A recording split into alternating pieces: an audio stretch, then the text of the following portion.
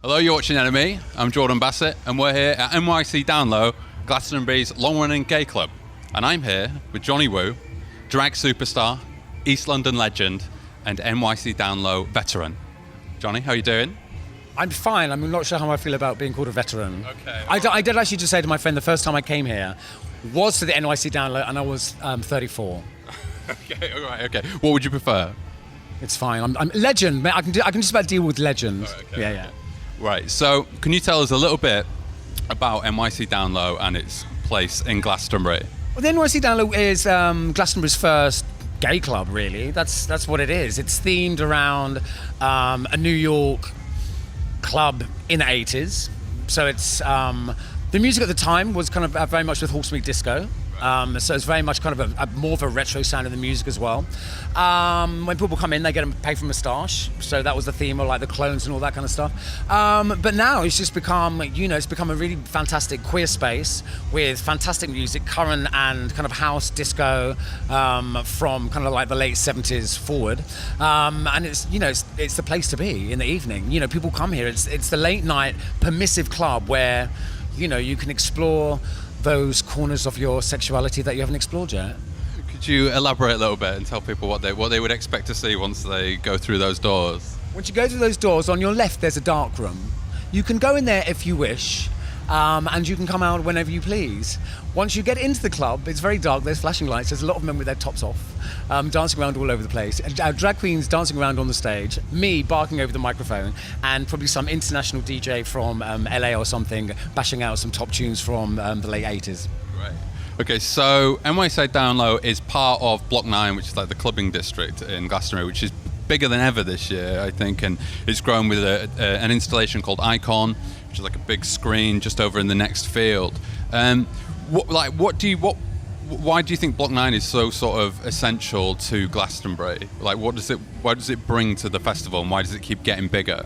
I think when it came, I think it just brought something new. I think the set for a start was a big attraction. The first Download set, I don't think Glastonbury had seen something that was made with such attention to detail and so beautiful, that got bigger and was so eye-catching. And also, I think it was the first time maybe a club had come to Glastonbury, so it's an actual club experience. The rest of it's very festive and all that kind of stuff. But this is a club. It's been voted, best club in the world by kind of by people. So, it's really different. And also, I think it's because it was the first, queer space. I hadn't come before. I kind of felt like the Glastonbury was a very straight environment that kind of like someone like me wasn't welcome at. That's my kind of like hang-ups from growing up gay in the 70s and 80s. I'm dealing with it. So when I first came here, it was like a real eye-opener. And I think it's given permission for a lot of queer people. A lot of people kind of might, feel a bit different or whatever, or just kind of want to feel comfortable and know there's not going to be kind of like a heavy masculine vibe here or a binary vibe here and all that kind of stuff. And I think people kind of respond to that and kind of want to experience it. Well, so we were talking about this. So it's 50 years since Stonewall, the riots in New York, the anti-homophobic riots in New York, and there have been pride parades all over the world. What do you think it means that Glastonbury, this sort of big mainstream festival, has got a dedicated sort of LGBTQ plus space? Well, their lineup this year is really queer, isn't it? Oh my God, they've got so many queer acts on Sunday. What is it? It's Years and Years. Kylie, then Miley, and then Bananarama later. So they've obviously kind of thought about this. Kind of like, a lot of people know it's Stonewall, a lot of people don't know it's Stonewall. A lot of people at the festival don't probably appreciate what actually Stonewall means. And, finding a way to mark that, finding a way to draw attention to that, because in a way, we do it all the time. We're always marking Stonewall, we're always marking our identity, we're always marking the struggle, we're always kind of like feeding the community, we're always kind of like bolstering each other. We're always kind of putting our kind of necks on the line. We're always kind of being visible on the street, being visible. Do you know what I mean? It's an everyday thing, So it's, the Downlow is such an experience anyway. We're not going to start waving rainbow flags. We don't feel like we need to do that. But we are going to find a moment to reflect. Right. In the madness, you need a moment of reflection where you can pause and be like, okay, this is where we are now. Let's just think about where we came from. Yeah. And you can't actually say that much about it at 2 o'clock in the morning on a Sunday at Glastonbury. I'm gonna have to keep it concise. So yeah, I think if they have been conscious of this in the program, I think they've done a good job. There's some really high-profile gay interest acts, if you like, on.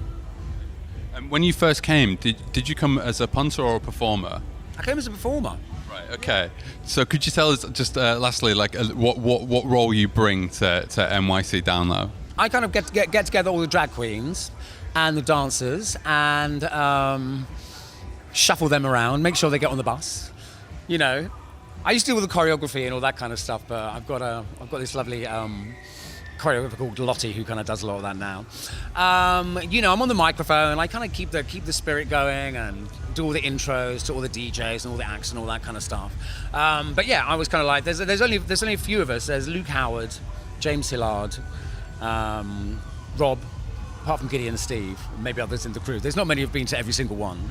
So I'm the performer kind of like legacy that's been there right from the beginning, making sure that the vibe is just right. Okay, right. So we're sort of early evening now. What will you be doing in 5 to 6 hours? What will I be doing in 5 6 hours? I've got a really big zhuzhi ball gown. The theme tonight is big drag, then it goes to little drag. So I'm going to be spinning around in a big zhuzhi ball gown, and then I'm going to probably strip it all off and be zhuzhing around in nothing. That sounds fantastic. Jonny, thank you so much.